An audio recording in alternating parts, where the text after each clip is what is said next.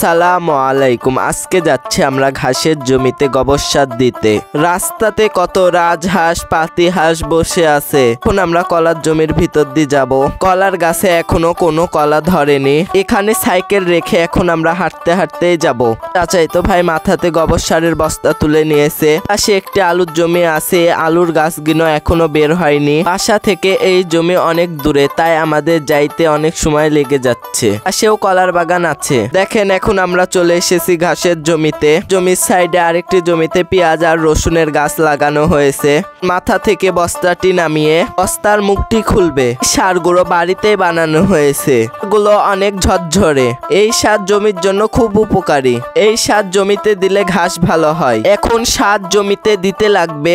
এই সাইডের ঘাসগুলো কেটে ফেলেছে, আবার ছোট ছোট কুশি বাড়াচ্ছে। এখন গোবর সার লাইন বাই লাইন জমিতে ছিটিয়ে দেবে। বেশি করে গাছের গোড়ায় দিবে।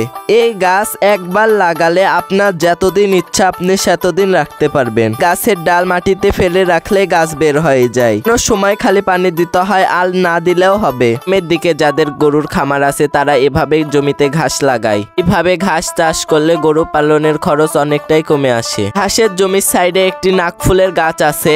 এই গাছও খুব উপকারী। ব্যথা করলে ফুলটি চিবালে দাঁতের ব্যথা ভালো হয়ে যায়। এই ঘাসগুলো গরু ছাগল উভয়ই খেতে পারবে। এই ঘাসগুলো ভেজাল মুক্ত। এই ঘাসে কোনো রাসায়নিক সার দেওয়া হয় না। এই ঘাসগুলো খুব দ্রুত বড় হয়, তাই এখান থেকে নিয়ে গিয়ে খুব সহজে গরুকে খাওয়ানো যায়। সব ঘাস গরুকে খাওয়ালে গরুর পিওর মাংস পাওয়া যায়। আমরা ঘাসের আরেকটি জমিতে যাব।